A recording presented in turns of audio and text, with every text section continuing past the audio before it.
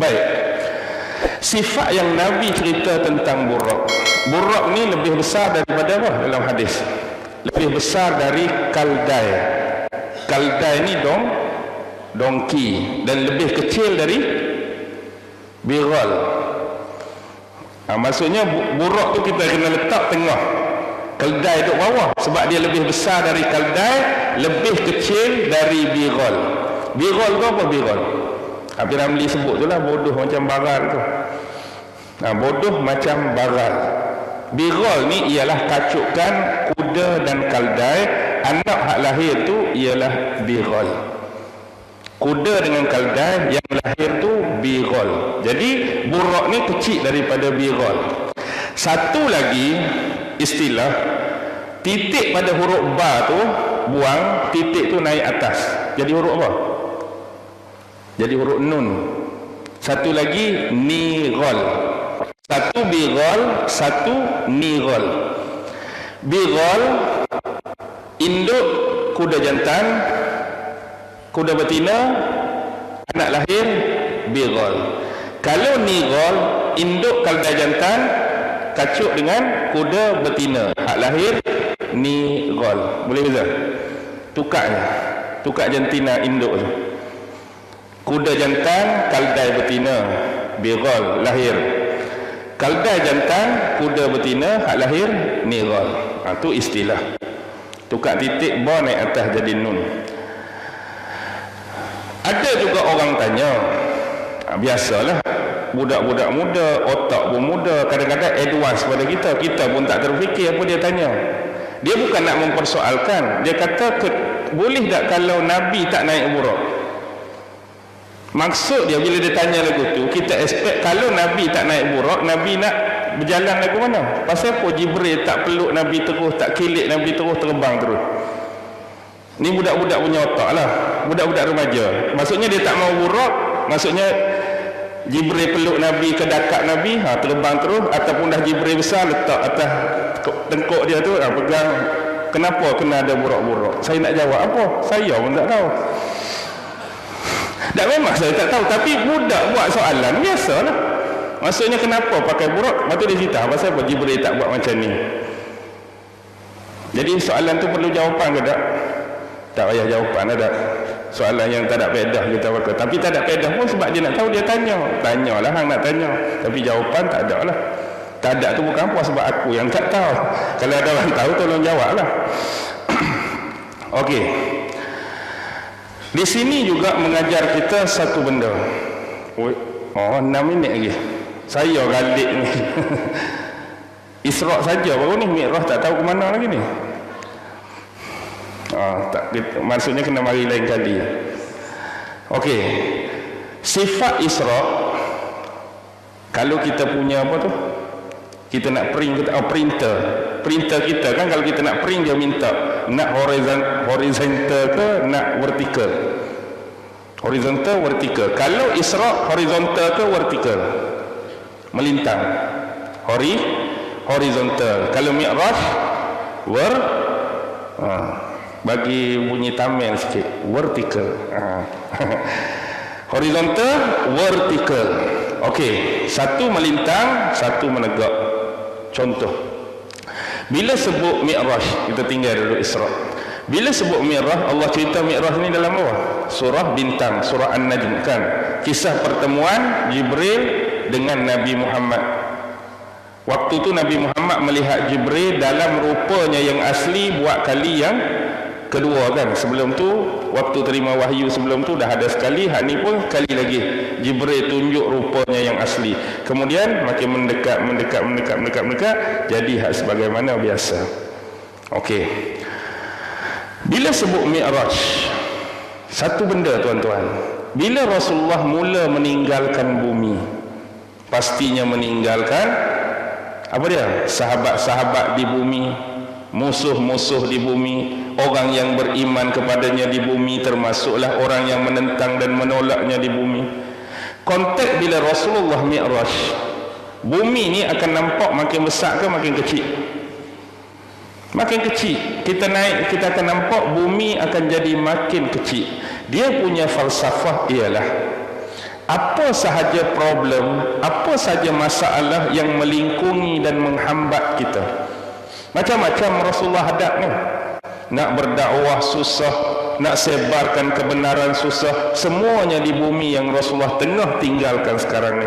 Ketika Mi'raj itulah, di situlah Rasulullah diterima oleh sahabat yang beriman. Di bumi ni jugalah Rasulullah ditolak oleh mereka yang menentang Nabi.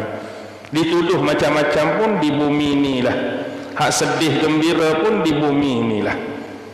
Tapi bila Rasulullah Mi'raj, bumi yang macam-macam tadi yang Rasulullah tinggalkan akan semakin kecil. Kerana Rasulullah berhadapan dengan pemberian dan anugerah Allah yang lebih besar. Jadi bila nak terima hadiah, nak terima pemberian, nak terima anugerah daripada Allah yang lebih besar dan mengembirakan hati Nabi ini, dunia hak tinggal makin kecil. Tak terasa dah hiruk pikuk, hambatan-hambatan masalah, dia jadi kecil dah. Tapi cuba tuan-tuan bayangkan, hak kecil ni lah hak kita duk bergaduh sesama kita setiap hari. Hak Nabi tinggal, hak Nabi nampak makin kecil ni, kita lah, akulah yang paling hebat. Di mana? Kita duk sembang sini lah. Akulah yang paling terror di sini. Aku paling kaya, aku paling ramai pengikut, aku paling ramai follower, aku segala-galanya. Bunuh orang tu, fitnah orang ni, cincang orang ni, sepak orang ni, tampak orang ni. Di mana? Di sini. Segala-galanya hebat bagi kita di sini. Kalaulah diandaikan saya pemunya kepada alam semesta ni, saya pemunya kepada alam semesta ni, dan kalau kita lihat gambaran yang Rasulullah bagi antara arasy Allah, kerajaan Allah dengan bumi ni umpama apa? Sebentuk cincin yang berada di padang yang luas. Tu perumpamaan. Padang tu takut spesifik sangat, jadi kita buat stadium lah. Ini tak termasuk hadis Nabi kan, takut hang tukar jadi takwil jadi stadium pula aku yang kena ni. Tak ada kena-mengena. Nak abang nak bagi senang faham, kalau satu stadium tu cincin ni letak pada bulatan sepak mula tengah padang tu. Kan ada bulatan sepak mula, letak cincin ni, kita pun duduk di podium utama. Besar mana nampak cincin? Tak nampak apa, maksudnya kecil sangat. Kalaulah saya tuan punya kepada stadium tu, andaikan hak duduk bergaduh hak dalam cincin duduk di sepak mula tu, saya duduk lagu ni je. Tak ada kerja lain mereka ni. Kita duduk besar atas stadium, kita punya stadium. Kita duduk gelap, orang hak duduk dalam cincin tu, aku paling hebat dengar suara mereka ni. Aku hebat sekali, aku kaya sekali. Kita duduk semua. Hampa tak kenal aku lagi siapa. Aku pemilik stadium tu. Hang duduk dalam sepak mula baru. Kalaulah boleh diandaikan demikian. Tapi naik ke atas, meninggalkan semua ini. Sebab apa pun saja, bila kita terima anugerah, kita terima daripada Allah, segala hak susah, hak sedih sebelum ni, dia akan jadi hilang lagu tu saja.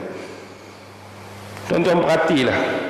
Kita susah berjaga malam, susah jaga anak, susah hantar tuition, susah hantar pergi sekolah. Memang susah-susah, kejap masa, kejap duit apa. Last kali kalau anak bagi tahu, bapak saya dapat 10A. Apa perasaan?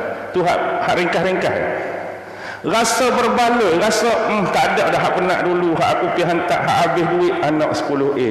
Hilang. Tu baru hak simple, kecil. Ni nak tinggalkan bumi tempat hambatan tu naik, nak terima satu benda yang lebih besar. Kerana proses Isra' dan Mi'raj ni untuk menghiburkan hati Nabi. Nabi sedih. Tahun tu tahun Amul Huzn. Isteri kesayangan meninggal, bapa saudara yang selama ni jadi protect security keselamatan Nabi meninggal. Cuba dakwah di Taif, terima ke tolak? Tolak tuan-tuan. Baling batu. Rasulullah menerima bukan setakat kecederaan fizikal, kecederaan emosi. Fizikal kena baling dengan batu, fizikal kaki berdarah. Emosi, kita nak bagi benda baik pada orang, orang tak mau. Kita nak cakap benda betul pada orang, orang tolak. Kita nak cakap benda hak dan kebenaran, diremeh-remehkan, diperli, dicaci maki. Cedera tak emosi? Cedera. Fizikal cedera, emosi cedera. Kematian isteri, emosi. Kematian pak saudara, emosi. Inilah waktu Rasulullah nak menghiburkan Nabi. Cuba tuan-tuan buat bandingan macam ni ya. Saya suka berfikir, kalaulah konteks penggunaan buruk tadi, kalau ikut keperluan, mana baik ketika Isra atau ketika hijrah diberi buruk pada Nabi? Saya buat perbandingan fikir macam ni. Ketika Isra, Nabi tak ada ancaman bunuh, cuma Nabi sedih saja. Bunuh tak. Tapi ketika hijrah, ada tak ancaman bunuh pada Nabi? Ancaman bunuh. Rumah Nabi dilingkung 50 orang, keluar saja perang. Kena bersembunyi-sembunyi, duduk dalam gua, orang hantar makan, kena duduk 3 hari berjalan, kena upah Yahudi pergi sana. Kalau otak kita lah, agak-agak penggunaan buruk ni baik Isra ke baik hijrah? Kalau kita otak saya lah, tuan-tuan mungkin fikir lagu ni, otak saya, baik hijrah lah. Orang nak bunuh, ni duduk rumah dia naik buruk sampai Madinah, settle. Otak kita nak habaq. Tapi Rasulullah hanya digunakan dalam Isra. Hijrah guna tak? Tak. Nak menuntut apa? Keikhlasan dalam perjuangan. Nak menuntut nyawa, menuntut harta, menuntut pengorbanan. Harta tinggal, nyawa dalam 2 lagi. Kalau tertangkap, kalau kena berikat, duduk pula dalam 2. Orang hantar makan, hantar minum, tak ada lampu, tak ada apa. Semata-mata hanya Allah lah yang menjaga Rasulullah dan sahabat dia. Kalau kita otak kita